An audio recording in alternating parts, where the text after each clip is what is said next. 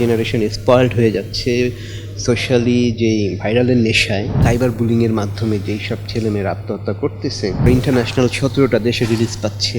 ঈদ কেমন কাটলো? আলহামদুলিল্লাহ খুবই ভালো কাটছে, কারণ আমার সিনেমা নীলচক্র রিলিজ পাইছে।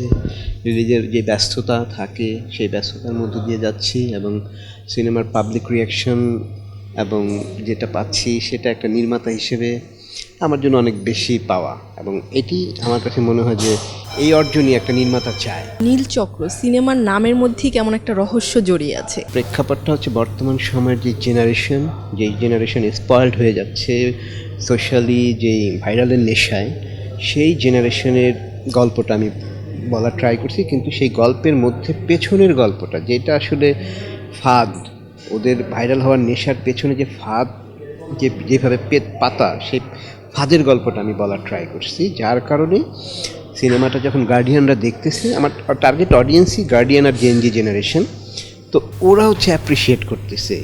বান্ডেল থাকলে প্রতি সিনেমানিতে টাকা বাঁচবে। বিকাশ সেনমানি বান্ডিল কিনে জিতুন প্রতি লেনদেনে। কেউ কেউ বলতেছে যে ইস, আমার মেয়েটাকে নিয়ে আসলে ভালো হইতো, আমার ছেলেটাকে নিয়ে আসলে ভালো হইতো, ওরা দেখতো, এবং অসাধারণ সিনেমা, তারপরে স্কুল কলেজে দেখানো উচিত। গার্ডিয়ানরাই বলতেছে। আমি আমার টিম মেম্বার সবাইকে বলবো যেন এই সিনেমাটা সবাই দেখে। আমাদের এই ঈদের সব সিনেমাই ভালো করুক, সব সিনেমাই ভালো যাচ্ছে। শুধু নীলচক্রের বিষয়ে একটা কথা বলবো যে গার্ডিয়ান যারা, অডিয়েন্স যারা, তারা বলতেছে এই সিনেমাটা সবার দেখা উচিত। আমি একটা ছোট্ট ঘটনা বলি। একটা পরিবার আসছে এই সিনেমাটা দেখতে, দেখার মধ্য থেকে একজন বলতেছে যে, মা বলতেছে যে আমার মেয়েটা এত মোবাইল ফ্রিক, এত মোবাইল ইউজ করে, আমরা ওরে মোবাইল করতে পারি না, কিন্তু এই সিনেমাটা দেখার পরে আমার মেয়েটা আমার কাঁধে মাথা রাখছে। এই যে মাথা রাখা, সেখান থেকেই মনে হচ্ছে যে আমরা কাছাকাছি চলে আসলাম। নীলচক্র আমাদের কাছাকাছি এনে দিল। এটা একটা অ্যাচিভমেন্ট আমার জন্য, কারণ আমি এই মেসেজটা দিতে পারছি।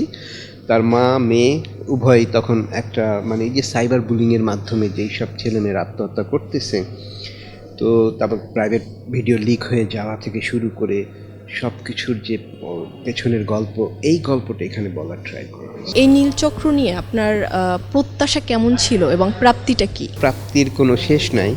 আমি জানি না এটা আমাকে কোথায় নিয়ে যাবে, কারণ এখন বাংলাদেশে রিলিজ পাচ্ছে, সিঙ্গেল স্ক্রিনে যাবে, তারপরে সিঙ্গেল স্ক্রিনের পর ইন্টারন্যাশনাল 17টা দেশে রিলিজ পাচ্ছে, তারপরে ফেস্টিভ্যাল ঘুরে আসছে, ফেস্টিভ্যালে সিলেক্ট হয়েছে।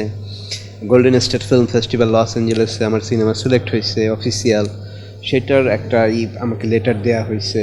তারপরে এখন বিভিন্ন দেশে রিলিজ পাবে, তারাও মুখিয়ে আছে এই সিনেমাটা দেখানোর জন্য।